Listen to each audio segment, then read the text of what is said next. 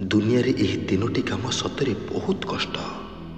प्रथम विश्वास करिबा, द्वितीयटी विश्वासी हेबा, शेषरे तृतीय एवं सबुठारु महत्वपूर्ण सही विश्वास को संभाळिकी रखिबा।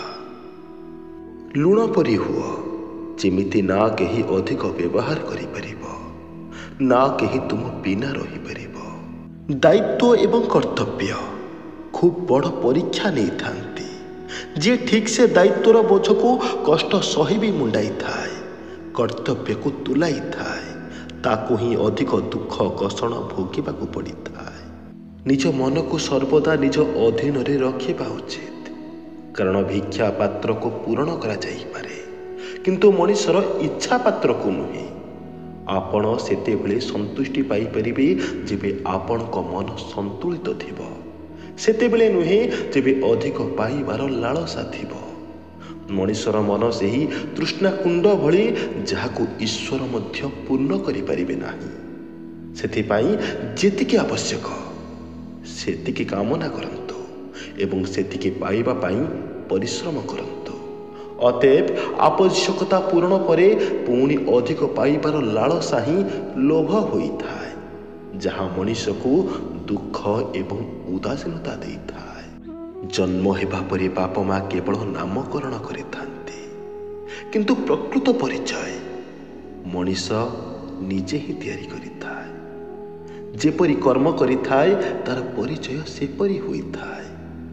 अन्यर छाई तले रहिले मनुष्य निज परिचय हजेई देइथाए। निज छाई पाइबाकू हेले एका खरारे ठिया हेबाकू पड़े।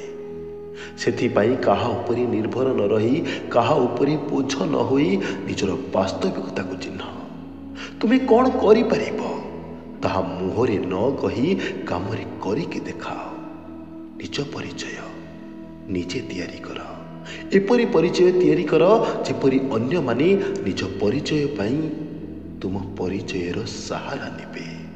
जीवन गोटे प्रश्नपत्र भली। यह सत अटे कि समस्तंकर प्रश्नपत्र समान नुहे। सेथिपाई काहा सह निजको तुलना करो नाही कि काहा परि हेबा पाई चेष्टा करो नाही। तुमे जहा ताहा ही रुह। अंगुर पाखरे थाई मध्य श्रुगाल न खाई पारिबार दोष मीठा अंगुर को देई थाए कि अंगुर खटा। सेही परि किछि खराब मनुष्य भल मनुष्यर महत्व को बुझी पारंतिनि एवं शेषरे ताको कोनोसी ना कोनोसी दोषरे दोषी करबाकू चेष्टा करिथांती। आपण एपरि खराब मनुष्यंकर कथारे निजको केबे छोट भाबंतु नाही। दोष आपणकर नुहे कि आपण भल। प्रकृत रे दोष तो तांकर जे आपणको चिन्हि पारिले नाही। दिन पाखापाखि 11:30 रु 12टा भितर हेबो। बहुत जोर से खरा हेउथाए। गोटे मनुष्य सामना को ठीक से देखी पारिबनी एते जोर से खरा हेउथाए। मु तो छाई तले ठिया होइथाए, साहस भी होउनथे बाहर को जिबा पाई। यार भितर गोटे लोकटी को देखिली तार गोटे हाथ भंगा, तथापि से आउ एक हाथ रे इटाटी को तावा भितर रखुथाए एवं तावा भितर 7-8टी इटा को नहीं निज मुंडरे भरुथाए। मुंडरे से इटार बोझ को नहीं छात उपर को जाउथाए। बोध हुए से 2 महला कि 3 महला कौन से बिल्डिंग तैयारी होउथाए। ताको देखी आश्चर्य होई गली। ए मनुष्यर हाथ भंगा ये एते कष्ट कहा पे करूची। तापर निजको संभाली पारिली नाही।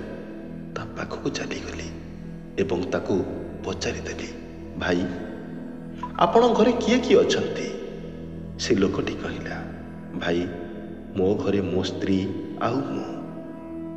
तापर मु पुणी ताको पचारिली, भाई तुमे बोध निज स्त्री को बहुत भल पाओ। एतिकी भितर ता स्त्री कोउठी थिला के जानी हठात चली आसला। ता पाटी के जहा आसिला से ताहा कहिगला। ये अकर्मा लोकटी को मु काहेकि जे बाहा हेली मो जीवन नष्ट होई गला। आउ काहाको बाहा हेतले मते एते दुख रे बंचिबा पड़ी न थांता, मते एते कष्टर दिन देखिबा पड़ी न थांता। मु ए सब सुनी आश्चर्य होई गली। ता स्त्री ठीक गला परे मु ताको पुणी पचारली, भाई तुम स्त्री तुमको एते घृणा करुची, आउ तुमे कहूछ तुम घरे आउ भी केही नाहांती, तेबे एते कष्ट तुमे काहा पे करुछ? विश्वास कर बंधुगण, सी जहाँ उत्तर देले ना, मु ताकू शुणिकी भाव विहुल होगली। सी कहला, मु मो स्त्री को नुहे बरं संसार को भल पाए। दर्शक बंधु, यह एक एपरी सत जहाँ समस्ते जानती, किछि लोक यह अनुभव भी करती, किंतु समस्ते बुझती नहीं। परिवार सुख शांति एवं समस्तंकर मंगल कामना करुवा लोक सबु दुख कष्ट को सही थाए, किंतु सबुठारु अधिक दुख तो सेतेबेले लागे जितेबेले ता कष्ट को केही बुझी पारंती नाही। किछि लोक तो एपरि भी अछंती जे माने एसबुरु फायदा उठाती, कष्ट पाउथिबा लोक को जानी जानी अधिक कष्ट देइथांती। ए दुनिया ही एहीपरि समस्त को खुशी पाई बंचुथिबा मनुष्य को जीवन में सबुठारु अधिक दुख मिलता है। मो हिसाब रे टिके स्वार्थपर होई बंचिबा भी किछि भूल नुहे। किछि समय निजको भी देबा आवश्यक। तुमे अन्य पाई जेते जळिबो ना, ये स्वार्थपर दुनिया तुमको जळेकी सेते खुशी हेबो। बहुत होई गला आज्ञा अन्य पाई बंचिबा, एबे टिके निज पाई बंच।